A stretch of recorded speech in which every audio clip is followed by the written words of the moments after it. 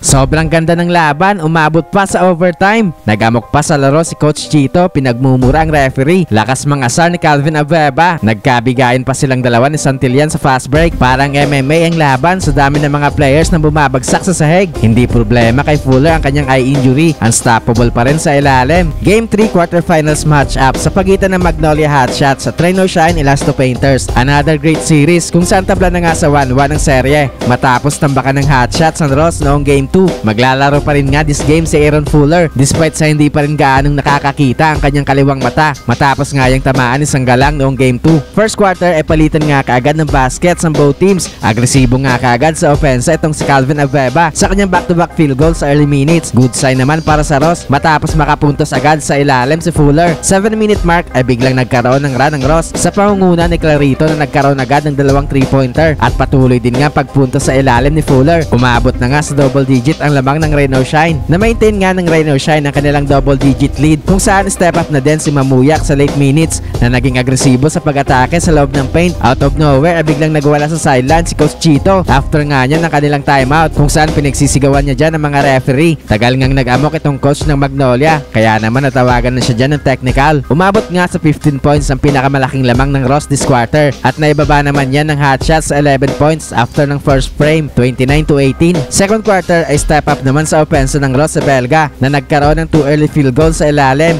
Unti-unti na nga ulit lumalaki ang kalamangan ng Elasto Painters. Umabot na sa 18 points ang kanilang lamang sa naging 3-point shot ni Clarito. Nagkapisikalan pa at nagkatamaan si Abueva at Santillan sa fast break. After nga ng review ay intentional itong pag-hit ni Calvin kay Santi. Sabay gumanti lang ang Ross forward. Pareho ngang natawagan ng flagrant penalty 1 ang dalawa kaya hindi muna sila makakalaro ng ilang minuto. Halfway ay nagkaroon ng 13 tuturan ng Magnolia para ibaba sa single digit ang lamang ng Ross pero agad ngang nakarecover ang Rain or Shine. Sara na yan ng Hotshots kung saan nagkaroon sila ng counter sa kanilang 7 straight points. Balik sa 12 points ang lamang ng Ross after ng third frame 50-38. Third quarter ay na-maintain ng Rain or Shine ang kanilang double digit lead sa early minutes. Patuloy nga ang pagiging agresibo sa opensa ni Mamuyak. Hindi pa tapos itong girian ni Abueva at Santillan kung saan patuloy ang kanilang banggaan at pisikalan. Halfway ay eto na ang hinihintay na rin ng mga Magnolia fans kung saan baba na sa 5 ang kanilang inahabol after ng basket ni Baroka sa high post. Tumuloy-tuloy nga itong run ng Hotshots kung saan nagkaroon sila ng back-to-back 3-pointer courtesy of Lucero at Bird. Naitabla na nga ng Magnolia ang score sa 64 after ng transition dunk ni Jabari Bird. Parang MMA na nga itong laban sa dami ng player na bumabagsak sa sahig pero hindi nga na-maintain na Magnolia ang kanilang run kung saan sa late minutes ay nagkaroon ng 9 tuturan ng Ross para ibalik sa 7 points sa kanilang lamang after ng third frame 73-66. Fourth quarter ay agad kumana ng 4-point shot si Ahan Misi. Sinagot naman yan sa kabila ni Santi ng isang tres. Palitan na nga ng baskets ang both teams sa early minutes. Gandang spin move ni Nocom in transition.